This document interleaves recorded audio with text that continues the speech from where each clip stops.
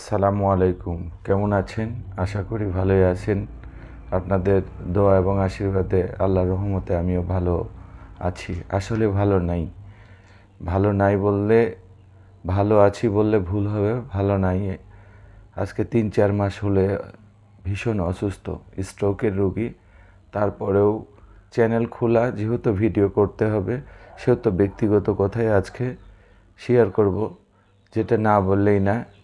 ভিডিওটি স্কিপ করবেন না, না স্কিপ করে সম্পূর্ণটা দেখেন। মানুষের জীবনে কত কী ঘটে, আর সেই ঘটাগুলা এরকম না যে আসলে না বললেই নাই।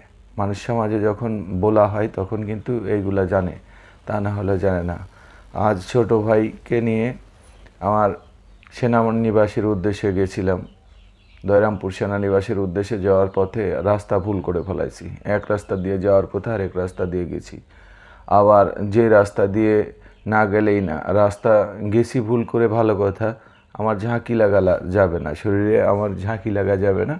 আমার শরীরে এমনভাবে ঝাঁকি লাগছে যেটা কল্পনা অতীত। যাওয়ার সময় এরকম ঝাঁকি খাইছি, আসার সময় হঠাৎ করেই কার্যক্রম শেষ করে যখন আসবো তখন এমন একটা শুকনো বিষম উঠলো। বিষম ওঠার পরে নিজের অস্তিত্বকে টিকে রাখতে পারতেছিলাম না। ওই মুহূর্তে মনে হচ্ছে যে আজরাইল যেন আমার সামনে এসে দাঁড়ায় গেছে। তো সেও বুঝতে পারছে যে আমি ভীষণ খারাপ লাগতেছে, আমি না পাচ্ছি ডাক্তারের ঘরে যেতে, না পারতেছি করতে। এমনভাবে একটা শুকনা বিষম উঠছে যেটা গ্যাসের কারণেই হয়েছে। শুধু বুক দিয়ে ঝাঁঝ উঠছে। আর বললে হয়তো বা বিশ্বাস করবে না কেউ, আর যার কাহিনী ঘটে সেই বুঝতে পারে যে তার কতটুকু কষ্ট হচ্ছে। একে তো নাচনে বুড়ি, তাতে আবার ঢাকেও বাড়ি। একে যাতে স্ট্রোকের রুগী, তারপরে আবার এটার উপরে এই শুকনা বিষম।